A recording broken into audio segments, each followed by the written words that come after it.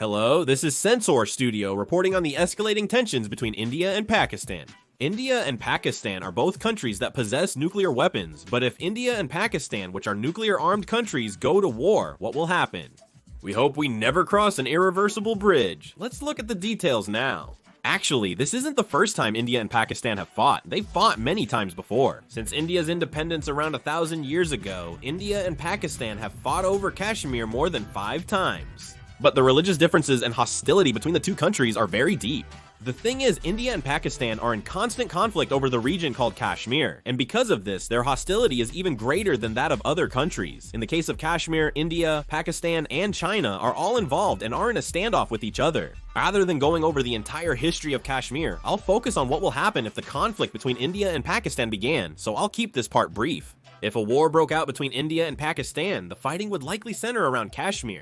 In reality, even now, the military forces of India and Pakistan are concentrated in this area, so if a war were to break out, the front lines would be centered around Kashmir. If a full-scale war erupts between India and Pakistan, Pakistan may face an unfavorable battleground. India has the upper hand in military power, economic strength, and population size. In the case of priority, India has a clear advantage over Pakistan, and even Pakistan's resources are under India's control. Especially for the lifeline that supports Pakistan, the Indus River, India is in control upstream, so it's not an exaggeration to say that India holds the upper hand. The flow of this river is not simple at all. The Indus River starts in Tibet, China, flows through northern India, and then into Pakistan. Pakistan's dependence on India is due to the Indus River passing through India before reaching Pakistan. About a century ago, world powers signed the Indus Waters Treaty to mediate the sharing of the Indus River's water resources between India and Pakistan, aiming to prevent disputes due to the region's geography.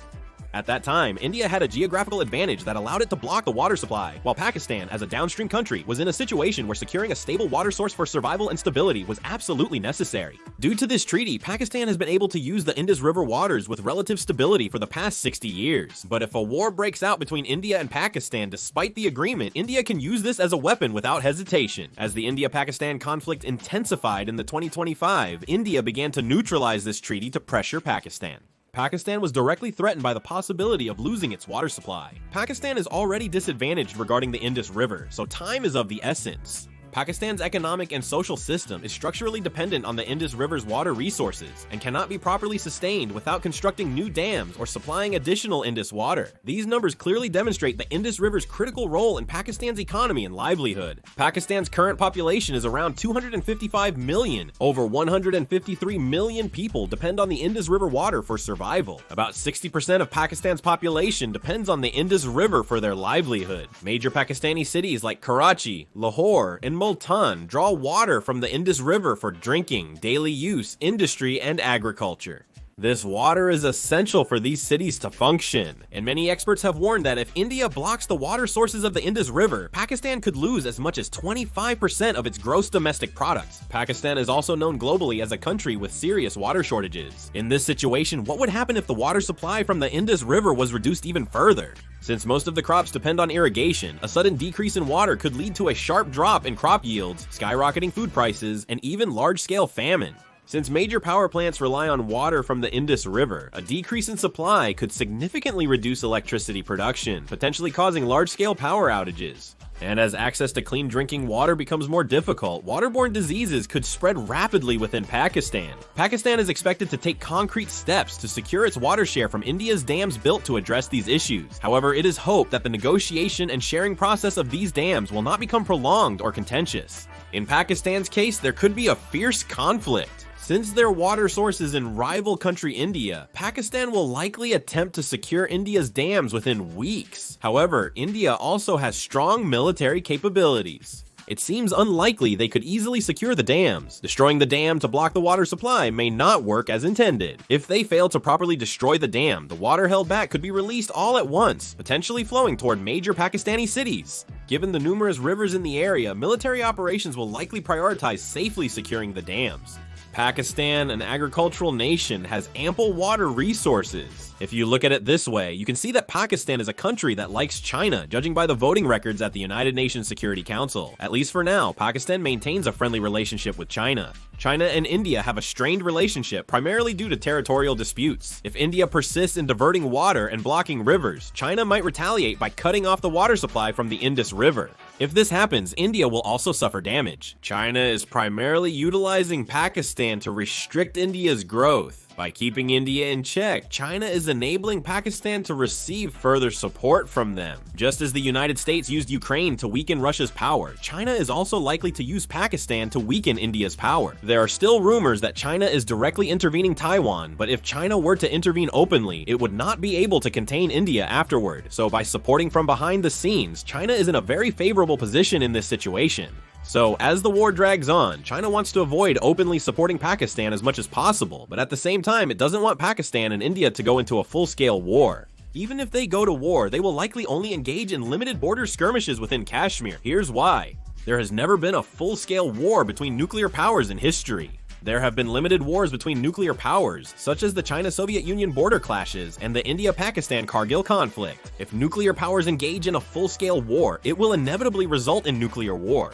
Both sides know that a nuclear war would mean the end for everyone. At some point, I think both sides will want to avoid a situation where the war continues and eventually escalates into a nuclear exchange, so they'll seek a ceasefire or peace agreement. The history of conflicts between India and Pakistan often follows a pattern. When tensions escalate and the conflict prolongs, it typically concludes with a similar peace agreement. I believe this type of war will be short-lived. If India and Pakistan go to war, the world will be on edge, trying to maintain security while anxiously waiting. A real nuclear war could break out, so both sides will probably try to end the war within 2 or 3 months and reach a ceasefire agreement. All wars in history have been like this. If we judge from a realistic perspective, I don't think it will escalate into a nuclear war.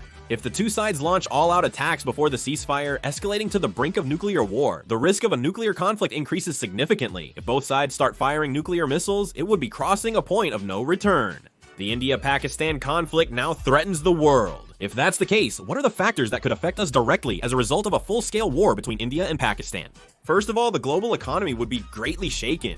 India is a significant global economic player, while Pakistan also has a crucial role in South Asia. Despite ongoing conflicts in Europe, the Middle East, and Africa, the global economy is already struggling. A potential conflict in South Asia would further destabilize the world's economic situation. Especially, India is one of the world's leading information technology outsourcing hubs. It is a country known for its low cost and high efficiency in information technology outsourcing. Many of our companies have also entered the Indian market in significant numbers. Companies like Samsung and Hyundai Motors have established factories in India to manufacture their products locally. The Samsung factory has many buildings and employees, but recent investments of hundreds of billions of won-by groups indicate they are actively targeting and seriously considering the Indian market. Hyundai's Indian factory is crucial, selling tens of thousands of cars annually in the region. That way, Korea can also see the potential for losing economic benefits. More than anything, this seems to be the biggest reason. Korea relies heavily on energy from overseas, especially on resources from the Middle East. But if the conflict between India and Pakistan escalates, this conflict could also spread to the Indian Ocean, and the Indian Ocean itself is a major source of Korea's key resources. A military standoff near the Strait of Hormuz and Indian Ocean route could become a severe issue. If this happens, energy supply instability could rise significantly. Pakistan's strategic location connecting the Middle East raises concerns that an escalation could disrupt oil and gas supply from the Middle East to Asia. Domestic oil and gas prices may rise, along with costs for importing natural gas. Electricity and gas bills could also increase substantially. I'm concerned that the energy-sensitive Korean economy might lead to a substantial rise in living costs for its citizens. Currently, India and Pakistan are stockpiling supplies and equipment in preparation for emergencies, and even now, they are keeping a close watch on each other with tense nerves. Sporadic gunfire has been exchanged along the border. Luckily, the situation hasn't escalated, and it's best if it ends here. Many are asking, what happens if India and Pakistan go to war? Share your thoughts in the comments. I'll make more videos on this topic. Bye.